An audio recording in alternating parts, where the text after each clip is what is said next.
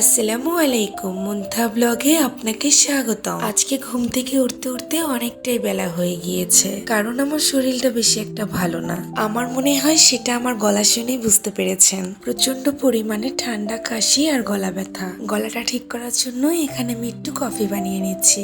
আজকে আমার ভয়েসটা একটু ঘ্যার ঘ্যার শোনা যাচ্ছে।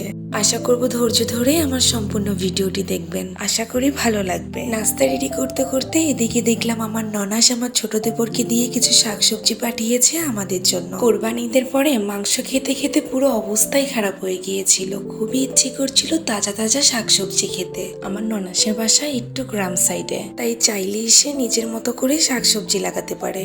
এখানে কিছু শাকসবজি তার নিজের লাগানো ছিল আর কিছু কিনে পাঠিয়েছে। আর আমার ছোট দেবর আসার পথে আমাদের ছাদে লাগানোর জন্য কিছু গাছ নিয়ে এসেছিল।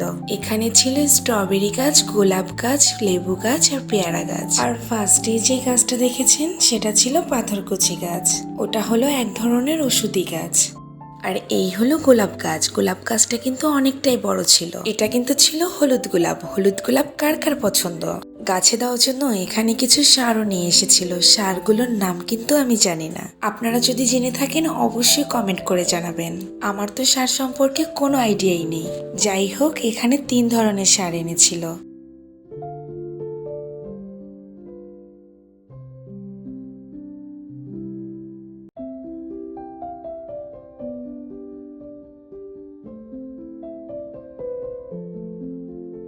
এখানে আমার ছোট দেবর গাছগুলো লাগিয়ে নিচ্ছিল। যাই হোক, অনেকটাই বেলা হয়ে গিয়েছে। আমি চলে এলাম শাকগুলো কাটার জন্য। এখানে এই যে ডাঁটা শাক, মিষ্টি কুমড়ো শাক আর পুঁই শাক, এগুলো কিন্তু আমার ননাসের নিজের হাতে লাগানো। নিজের হাতে লাগানো শাকসবজি খাওয়ার মজাটাই কিন্তু অন্যরকম, তাই না? যাই হোক, এখানে আমি এখন শাকগুলো কেটে নিচ্ছি। সবগুলো শাক এখন আমি কেটে বেছে সুন্দর করে গুছিয়ে রেখে দিব। সবগুলো শাক তো আর একদিনে রান্না করা যাবে না, শুধু আজকে কুমড়ো শাকটাই রান্না করব। আর বাকি শাকগুলো আমি কেটে বেছে ফ্রিজে রেখে দিব, যাতে নষ্ট না হয়ে যায়।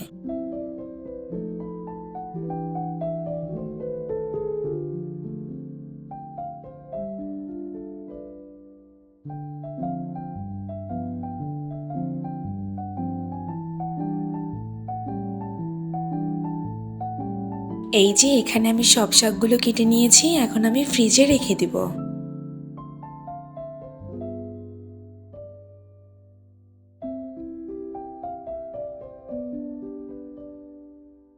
এখানে জাম মাখা করেছিলাম, সেটা খেয়ে সব কাজ গুছিয়ে তারপরে গোসল করে দুপুরের খাবার খেয়ে ছাদে চলে এলাম দেখার জন্য আমার ছোট দেবর গাছগুলো কোন সাইডে রেখেছে। তারপরে গাছগুলোতে একটু পানি দিয়ে নিলাম। এই দেখেন আমাদের ছাদের চারপাশের পরিবেশটা কত সুন্দর। এখানে একটা ময়না পাখি বাসা বানিয়েছিল। ছাদে আসলে তো মনটাই ভালো হয়ে যায়। এরকম পরিবেশ দেখলে মন ভালো না হয়ে কই যাবে বলেন? ছাদ থেকে বাসায় আসতেই দেখি আমার ছোট দেবর একটা স্ট্যান্ড নিয়ে এসেছে ভিডিও বানানোর জন্য।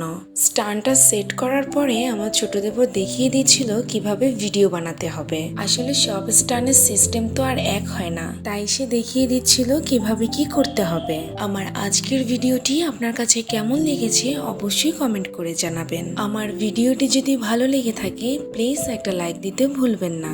আমার সম্পূর্ণ ভিডিওটি দেখার জন্য আপনাকে অসংখ্য ধন্যবাদ।